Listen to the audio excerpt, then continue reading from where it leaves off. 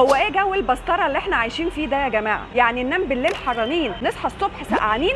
هو في ايه؟ قال لك اصل عاصفه دانيال هبت علينا. انا اسيب الموضوع يعدي كده؟ لا يمكن، لازم اعرف مين دانيال ده وعمل ايه في حياته علشان يسموا عاصفه بحالها على اسمه. اكتشفت ايه بقى؟ خبراء الارصاد الجويه لقوا ان هم لما يسموا العواصف والاعاصير على اسماء اشخاص ده هيسهل على الناس انها تحفظها. يعني لما يقول لك عاصفه دانيال غير لما يقول لك عاصفه مداريه شبه استوائيه خماسيه مش عارف ايه. انت اصلا على بال ما تقرا الاسم ده كله هتكون العاصفه جت وخلصت وانت بتحاول تفهم دي ايه اساسا. طب هم بيختاروا الاسامي دي بقى على اساس ايه؟ الموضوع ده حصل فيه تجارب كتيره قوي. في الاول قال لك احنا هنسمي العواصف والاعاصير دي على اسماء قديسين، شويتين وغيروا الموضوع ده وخلوها على اسماء المنطقه اللي حصلت فيها، وبعد كده راحوا مغيرينها تاني وخلوها على حسب السنه اللي الاعاصير دي جت فيها. وفي فتره من الفترات العلماء استقروا على ان هم يسموا العواصف والاعاصير دي على اسماء ستات بس. اشمعنى اسماء الستات بس؟ الرجاله لا. اللي بيقول علشان الستات نكديه انا شايفاك وهجيبك. لا يا استاذ،